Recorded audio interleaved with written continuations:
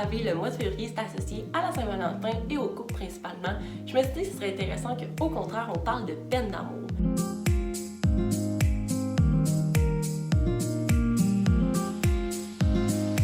Donc, comment je l'apporte ça? C'est qu'est-ce qui se passe dans le cerveau quand on vit une peine d'amour?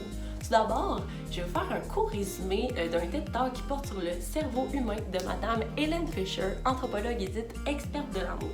Donc, dans sa présentation, elle aime que l'amour, c'est une obsession. On peut pas arrêter de penser à l'autre personne, puis ça s'accentue que la personne nous rejette. Quand on est en amour, on a le système cérébral de récompense qui s'active. En fait, ça, c'est associé à la motivation, au désir, à la volonté, bref.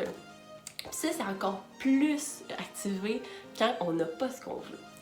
De plus, lors d'une rupture, on a le cœur du noyau accumbens qui est activé par rapport à l'évaluation des gains et des pertes.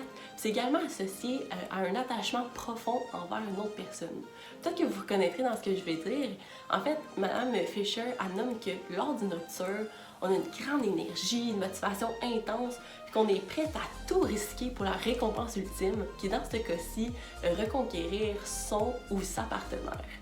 Donc, il y a tout ça qui se passe. Puis ce qu'elle nomme également, c'est que, selon ses recherches, bien évidemment, que l'amour, c'est une des substances les plus addictives parce qu'en fait, on retrouve des caractéristiques de la dépendance. Donc, l'accoutumance, on a de plus en plus besoin de voir la personne, le manque et la rechute. Si jamais c'est un sujet qui vous intéresse, on va mettre le lien du TED Talk en question. On va également mettre le lien d'une chronique de Mme Sonia Lupien, chercheure en neurosciences, qui fait un résumé de plusieurs études sur le sujet, dont une qui est particulièrement intéressante, d'une recherche dont les résultats démontrent que lors d'une peine d'amour, il y a une activation des mêmes zones du cerveau que lors d'une douleur physique. Et une autre étude que les résultats démontrent que, en fait, si on prenait de l'acétaminophène, communément appelé des Tylenol, ça diminuerait la douleur, en fait, associée à la peine d'amour. Ça prend avec un grain de sel. Je vous invite à écouter la chronique pour vous faire une idée là-dessus.